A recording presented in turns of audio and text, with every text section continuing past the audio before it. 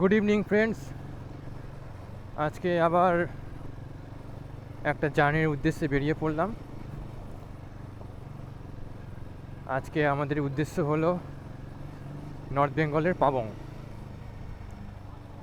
তো আজকে আমি বাড়ি থেকে একাই বেরিয়েছি। আজকে আমি যাচ্ছি, মানে এটা আমার সোলো ট্রাভেল নয়, আমার সাথে আরও কয়েকজন যাবে। তো আমাদের এটা রয়্যাল এনফিল্ডের একটা গ্রুপ। তো আমাদের একটা মিট আপ পয়েন্ট আছে শ্যামনগরের ওখানে, হাইওয়ের ওপর, কল্যাণী এক্সপ্রেসওয়ের ওপর। ওখানে আমরা মিট আপ করবো। মিট আপ করে দেন আমরা ওখান থেকে রওনা দেবো শিলিগুড়ির উদ্দেশ্যে। এই মঞ্চাই ক্যাফেতে আমাদের মিট আপ পয়েন্ট আছে। পৌঁছে গেছি আমি, আর কিছু লোক পৌঁছেছে। এখন আমাদের যে লিডার সৌম্যদা, সে এখনও পৌঁছায়নি। তো তার জন্য আমরা ওয়েট করছি। সৌম্যদা আসলে আমরা এখান থেকে বেরিয়ে যাব। ফাইনালি আমাদের গ্রুপ ক্যাপ্টেন এসে উপস্থিত হয়েছিল। তো তারপরে আমরা সবাই মিলে রাইড স্টার্ট করলাম এখান থেকে। তো প্রায় অনেকটাই রাত হয়ে গেল। আমাদের রাইড স্টার্ট করার সময় ছিল ওই 9টা 9:30।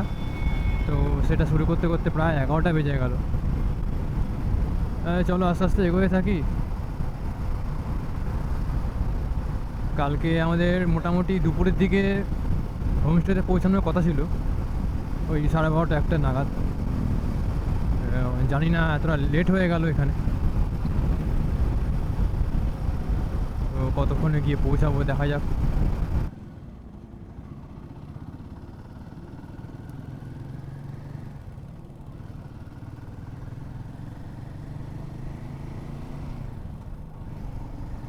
এই সেই নতুন ফ্লাইওভার যেটা খুলেছে, অনেক ভিডিও দেখেছিলাম। এই ফার্স্ট টাইম আমি এই ব্রিজে উঠলাম এটা খোলার পর। দারুণ লাগছে ওই দিকটায়।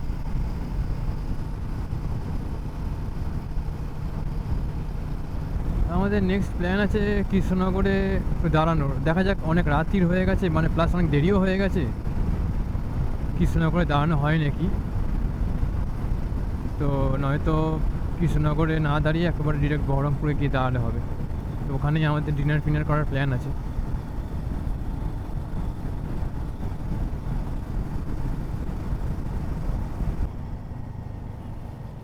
উঠে পড়লাম NH-12-এ।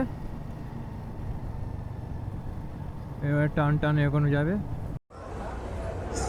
এই শঙ্কর মিষ্টান্ন প্রতিষ্ঠানে দাঁড়ালাম আমরা। এই কৃষ্ণনগরটা ক্রস করে এই দোকানটা পড়ে। এখানে প্রচুর দূরপাল্লার বাসও দাঁড়ায়, যেমন তোমরা দেখতে পাচ্ছ। আর সামনে পেট্রোল পাম্প আছে, ওখানে তেল ভরে এখানে খাওয়া দাওয়া করে রেস্ট ফেস্ট নিয়ে সবাই এখান থেকে আমরা বেরোবো। এই এখন প্রায় 3:30 বাজতে চললো রাত। আমরা এই পাপ্পুদা ধাবায় এসে দাঁড়ালাম। এখানে একটু রেস্ট ফেস্ট নেবো, নিয়ে দেন আবার সামনের দিকে এগোবো। Good morning friends. দেখতে দেখতে সকাল হয়ে গেল, আর আমরা ফারাক্কা ব্রিজের কাছাকাছি এসে গেছি। বাট এখানে প্রচুর জ্যাম, প্রচুর জ্যাম।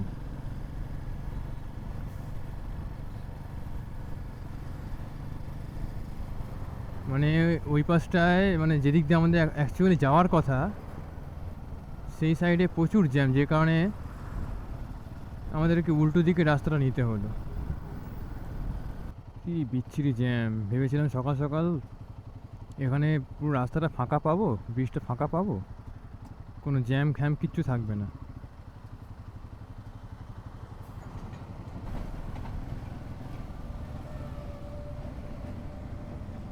বাহ, সকাল সকাল ব্রিজে জ্যাম পেয়েছি ঠিকই, বাট ট্রেনের দেখাও পেয়ে গেছি। এই বাইকের সঙ্গে সঙ্গে পাশে ট্রেন যাচ্ছে, এই দৃশ্য ভাই বলে বোঝানো যাবে না, দারুণ লাগছে। সকাল সকাল গঙ্গার অপরূপ সৌন্দর্য, আর ওপাশে নতুন ব্রিজটা হচ্ছে।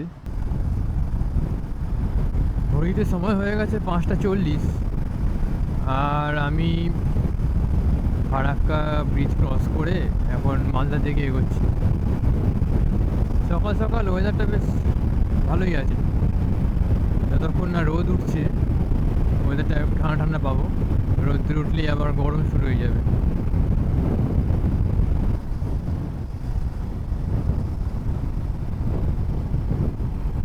না, মনে হচ্ছে ফাঁকা ফাঁকাই আছে, জ্যাম পাবো না। কালিয়াচক ক্রস করছি এখন।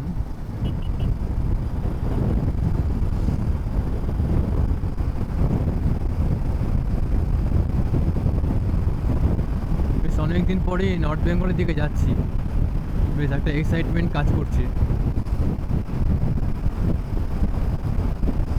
অনেকদিন ধরে ইচ্ছাও ছিল একটা কোনো অফবিট জায়গায় যাওয়ার নর্থ বেঙ্গলে, তো ফাইনালি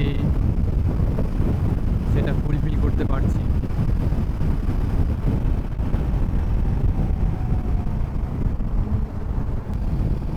গাজল, ইটাহার, রায়গঞ্জ সব স্ট্রেট।